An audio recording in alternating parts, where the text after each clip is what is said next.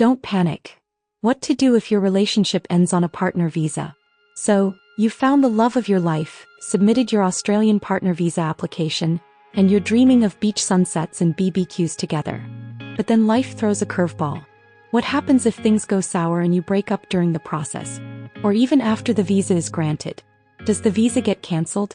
Will immigration knock on your door? Do you get deported immediately? Or do they just ghost you quietly like your ex? In this video, we're diving deep into one of the most asked but rarely answered honestly questions about the Australian partner visa. What really happens if you break up during or after the visa process? We'll explore real risks, common myths, how the Department of Home Affairs handles it, and what options you might still have. Stick around, this video could literally save your visa or help you avoid a very expensive mistake. Let's get into it. Let's first understand how the Australian partner visa process works behind the scenes. When you apply for a partner visa, whether it's the offshore subclass 309-100 or the onshore 820-801, you are essentially telling the Australian government that your relationship is genuine, ongoing, and committed. Now, here's the key part. That relationship must remain genuine and continuing until the visa is decided. If it breaks down, technically you're supposed to tell immigration. But do people always tell them? Nope. Should they? That's a different story. Now, let's go into the first major situation. What if you break up before the temporary visa is granted 309 or 820? If your relationship ends before the department has made a decision, and you notify them, the visa will most likely be refused. That's because you no longer meet the main requirement, being in a genuine and continuing relationship with your sponsor. But what if you don't tell them? Well, here's where things get murky. Technically, if you lie or hide the breakup, that can be considered misleading the department, which could have consequences, including a potential ban from future visas under the Public Interest Criteria 4020. That's the bad news clause where false or misleading information equals big problems later. And let's face it, do you really want to start a new chapter of life in Australia based on a lie? Also, immigration officers aren't dumb. They check social media. They interview people. If your relationship ended 6 months ago but your Facebook still says in a relationship, and your partner posts about their new lover, that can trigger an investigation. Now let's add a bit of humor here because trust me, some of the stories are wild.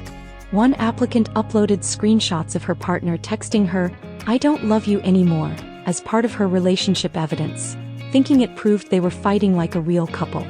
Another guy uploaded 50 selfies with the same person, but all on the same day in 5 different outfits, trying to make it look like their relationship spanned over months. It was basically a relationship fashion show. Moral of the story, be honest. And don't treat the department like they were born yesterday. What about if the relationship breaks down after you've got the temporary visa 309 or 820, but before the permanent 100 or 801? This is the gray zone a lot of people find themselves in. The temporary visa gives you rights to stay, work, study, and access Medicare in Australia. But you're not a permanent resident yet. If you break up during this stage, again, you're technically supposed to notify the department. Depending on the situation, your visa might be cancelled, especially if the department finds out the relationship was never genuine to begin with or ended shortly after grant. But there are exceptions. If there's domestic violence involved, even if the relationship ends, the department may still let you proceed to permanent residency. That's because Australian law protects victims of family violence, and your visa isn't supposed to be held hostage by an abusive partner. In fact, some people don't leave bad relationships because they fear losing their visa. That's tragic and dangerous, and the department knows this. There are also exceptions if you share custody of a child together, even after separation. So not all breakups mean the end of your visa journey. But you'll need legal help or professional advice to navigate those exceptions properly. What about after the permanent visa is granted subclass 100 or 801? Here's where a lot of people sigh in relief and maybe uncork a bottle of champagne. Because once the permanent visa is granted, you're a permanent resident of Australia. That means your visa isn't tied to your partner anymore. So if the relationship ends after you get your permanent partner visa, you can stay in Australia. No, you don't need to leave.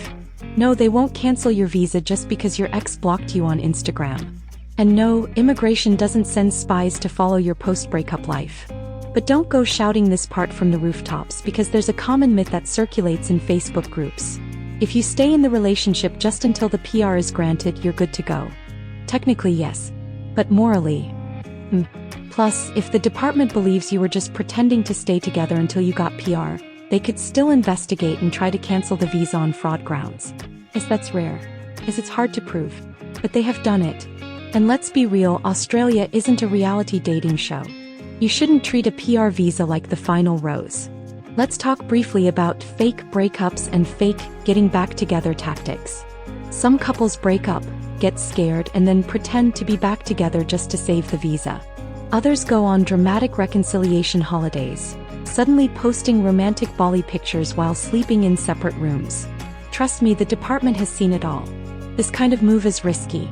If they catch on, you could ruin not only your visa but your credibility for future applications. And your sponsor could face a ban on sponsoring anyone else for up to 10 years. So what should you do if you really break up? 1. Tell the department, especially if your application hasn't been granted yet. Honesty now might help you apply for a different visa down the track. 2. Get legal advice. If there was violence, a child involved, or other complications, you may still be eligible to stay. 3. Keep your documentation. All messages, emails, police reports, or proof of custody can help if you're going through an exception pathway. 4. Don't panic. Breaking up doesn't always mean you have to leave Australia. But you do need to act smart, fast, and with help. Now let's end with something real. Relationships are hard. And long-distance, cross-cultural, visa-powered relationships? Even harder. But your immigration journey doesn't need to end with a breakup. What matters is being honest with yourself, with your partner, and with the department. Don't believe everything you hear on Facebook groups or Reddit threads. Every case is different, and the wrong move could cost you years of effort and thousands of dollars. Conclusion. This video is important not just for people going through a breakup, but for anyone applying for or sponsoring a partner visa. Because things don't always go to plan. Life happens. Relationships change. But if you're informed and honest, you can still make the right decisions for your future. Whether your love story lasts forever or ends before the next visa grant, this video hopefully gave you the clarity and confidence to handle it with dignity, and without getting a cancellation notice in your inbox.